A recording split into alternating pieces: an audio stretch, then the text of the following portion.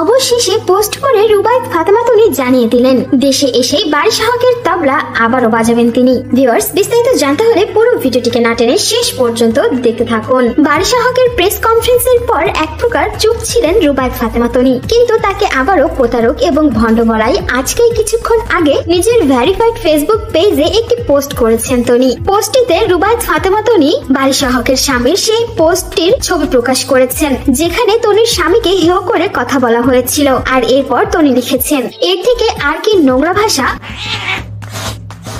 আর কি হতে পারে আমার জানা নেই। টকশোতে যোগ দিতে পারেন নাই আপনি। আপনার তবলাবাদক জামাই আমার হাজবেন্ডের মতো একজন ভদ্র মানুষকে জড়িয়ে সেক্সুয়াল হ্যারাসমেন্ট ইঙ্গিত করে যে পোস্ট করেছেন, নিশ্চয়ই ভুলে যান নাই গতকাল আমি ওমরা করতে আল্লাহর ঘরে আসছি।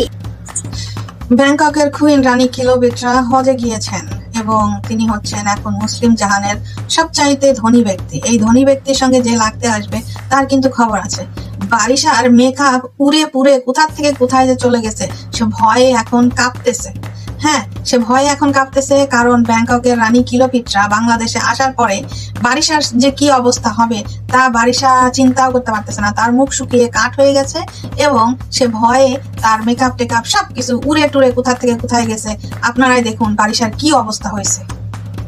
আসার আগে একটা পোস্ট করে আমার সাইড থেকে সব থামিয়ে দিয়েছি, কিন্তু আপা আপনি তো থামেন নাই। আপনি ভেবেছেন আমি ভয় পেয়েছি। অনেক সুশীলদের তো আমার ভাষা নিয়ে মাথা ব্যথা হয়েছে। আমি একটু জানতে চাই, এই ধরনের ভাষা যদি কেউ আপনার হাজবেন্ডকে নিয়ে ব্যবহার করে আপনি কি করবেন? আপনার নামে প্রতিদিন যত লাইভ প্রেজেন্টার আর উদ্যোক্তাদের কমপ্লেইন আসে, সবাইকে সাথে নিয়ে একটা প্রেস কনফারেন্স করলে কেমন হয় আপা? দেখি আপনি আর আপনার তবলা কয়টা অভিযোগের উত্তর দিতে পারেন। আপনি প্রথমে পোস্ট দিয়েছেন আমি ফেক রেস্টুরেন্টের মালিক, আবার আপনার কত চুলকানি থাকলে আপনি আমার রেস্টুরেন্টে কল দিয়ে জিজ্ঞেস করেন আমি মালিক কিনা। এত হিংসা কেন? আপনি মানুষকে কি পরিমাণ অত্যাচার করতে পারেন? হাউন আঙ্কেলকে নিয়ে ব্লগার ছেলেটাকে কি অত্যাচারটাই না করেছিলেন, নিশ্চয়ই মনে আছে। জুয়া প্রমোশন, ক্ষতিকর পণ্য প্রমোশন, মানুষকে কল দিয়ে দিয়ে থ্রেট দেওয়া, মানুষের টাকা নিয়ে ঠিক মতো কাজ না করা, আরো কত কি। ঠিক আছে, আমি দেশে আসি, সবাইকে ডাকি, দেখি কতজনের অভিযোগের উত্তর আপনি দেন। আর আবার শুনেন, আমি ভয় পাই না, আমার স্পষ্টতা আর স্বচ্ছতার জন্য